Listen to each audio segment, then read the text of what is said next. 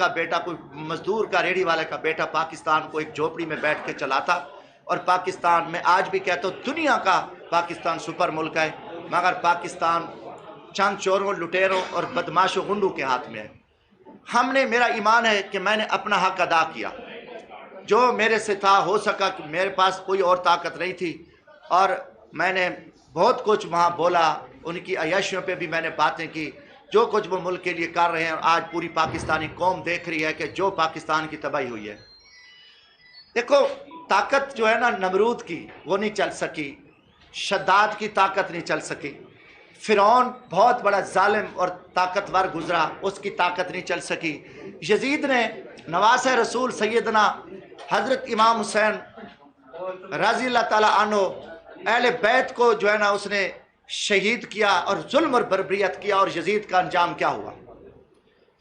उसके बाद वो ताकत अंग्रेज़ की, जो क़याम पाकिस्तान से पहले अंग्रेज़ जुल्म और बर्बरियत कर रहा था और जबर कर रहा था, और वो उसमें हमारी लोग मुस्लिम कौम को सलाम है कि हमारे लोगों ने कुर्बानियाँ दे के अंग्रेज़ के फरसूदा, बुज़दिल और बेगैरत निज़ाम को शिकस्त दी। राज बरतानिया ने बड़ी दुनिया पे हुकूमतें की और रुसवा हो गया।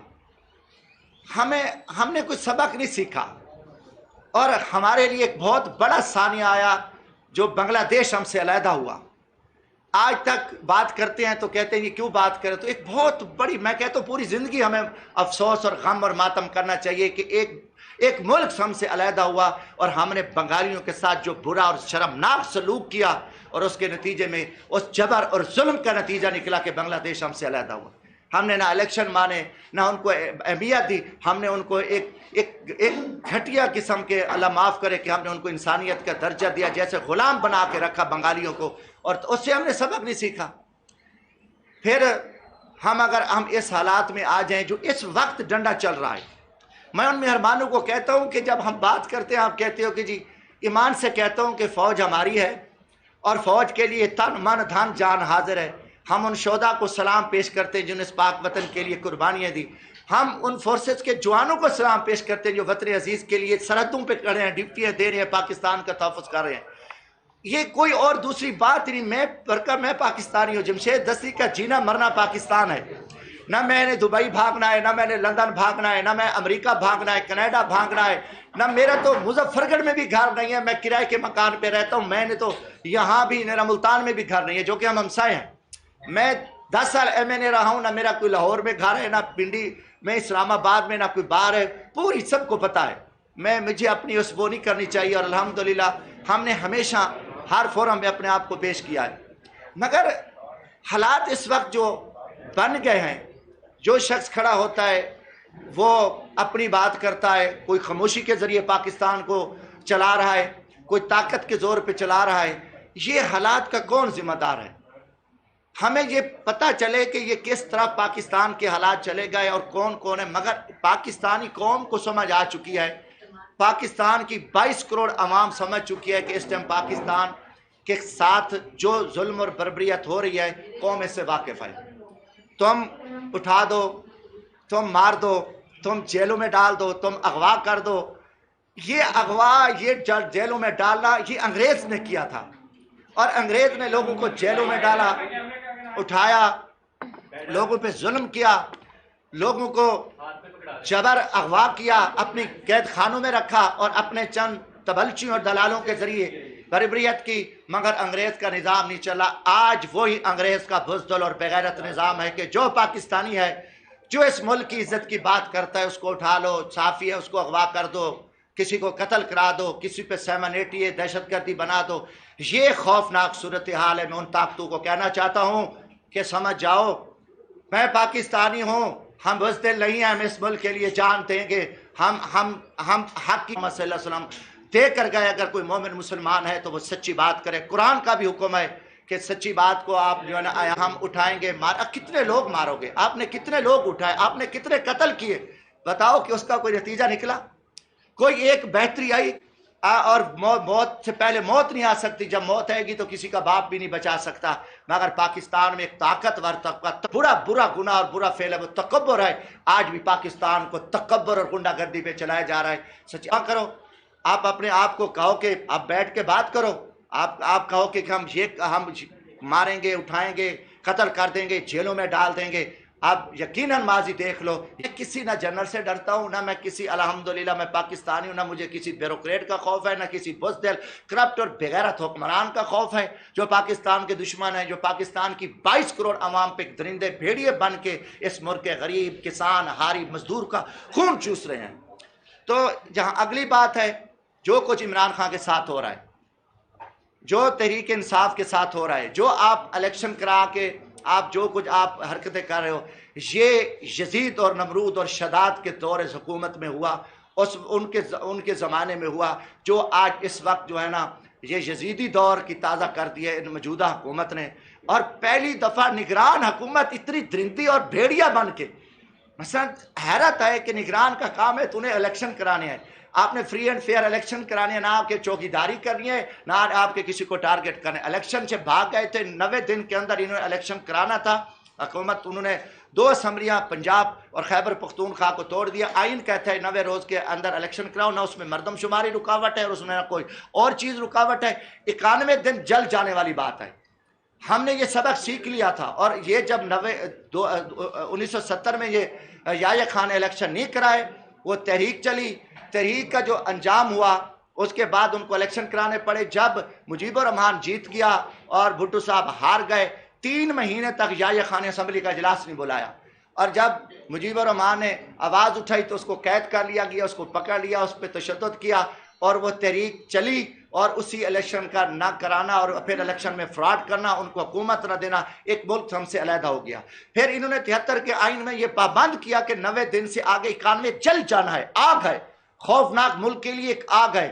آپ 90 دن کے الیکشن کے بجائے کہاں چلے گئے؟ سپریم کورٹ کا فیصلہ آیا، آپ نے جو کچھ سپریم کورٹ کو، آپ مسلم لیگ نون اور مریم نواز، پتہ نہیں یہ کہاں سے آئی ہیں۔ ہمیں تو ان کی شکلیں، پچھلی شکلیں دیکھیں اور ابھی دیکھیں کہ جو گورا راج سے آئی ہیں، پیپلز پارٹی کی حیثیت دیکھیں، جو آئین اور قانون کی محافظ تھی، اب ان کے چہرے دیکھیں، سیاہکاریاں، بدکاریاں، کہ وہ سارے بھاگے ہوئے ہیں اور ججز کو گالیاں دے رہے ہیں۔ ان کی تاریخ ہے، آج نہیں ہے سپریم کورٹ کے ججز کو، مگر افسوس کہ ججز خاموش ہیں، ان کو کون سا خوف ہے، کون سا ڈر ہے کہ وہ اگر ہم چھوٹی سی بات کریں تو پکڑے جائیں، مگر وہ جو کچھ کر رہے ہیں ان کے لیے کھلی آزادی ہے، اور کوئی پیچھے ہے، کوئی نہ کوئی تو ہے جو کچھ ہو رہا ہے۔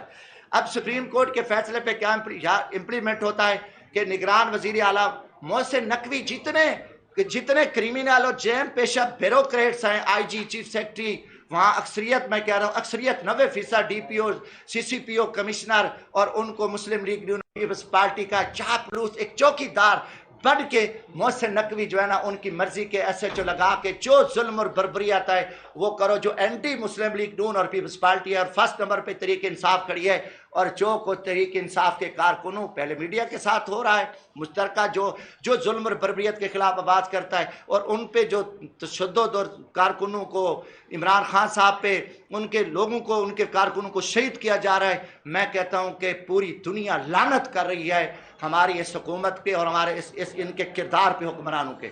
آئی جی کو آپ نے ایک چپڑاسی کی حیثیت، اس کی میں شکل دیکھ رہا تھا جیسے چوہا بیٹھا ہوتا ہے، آئی جی پنجاب، یار تو ایک سرکاری ملازم ہے، تو سرکاری نوکر ہے، تو سرکاری چوکیدار ہے عوام کا، تیری کیا حیثیت ہے؟ مگر ان کو بٹھایا ہوا ہے۔ اور نگران وزیر اطلاعات، اس کی بھی میں شکل دیکھ کے حیرت ہوتی ہے کہ وہ آ کے شہباز شریف اور زرداری کا ایک تبلچی بن کے وہ آ کے بحثیں کرتا ہے، ہم اس کو اٹھا لیں گے، ہم پکڑ لیں گے، ہم ریڈ کیمپ کریں گے۔ دیکھو جی، بات ہے کہ ہم قانون اور آئین کی، ہم ذمہ دار لوگ ہیں، عزت کرتے، احترام کرتے۔ جب قانون اور آئین کی آڑ میں کوئی بغیرتی کرے گا، کوئی پولیس بغیرتی کرے گی، کوئی وزیر اعلیٰ بغیرتی کرے گا، کوئی وزیر اعظم بغیرتی کرے گا، پھر ہمارا حق ہے کہ ہم اس کا سامنا کریں ان دہشت گردوں کا۔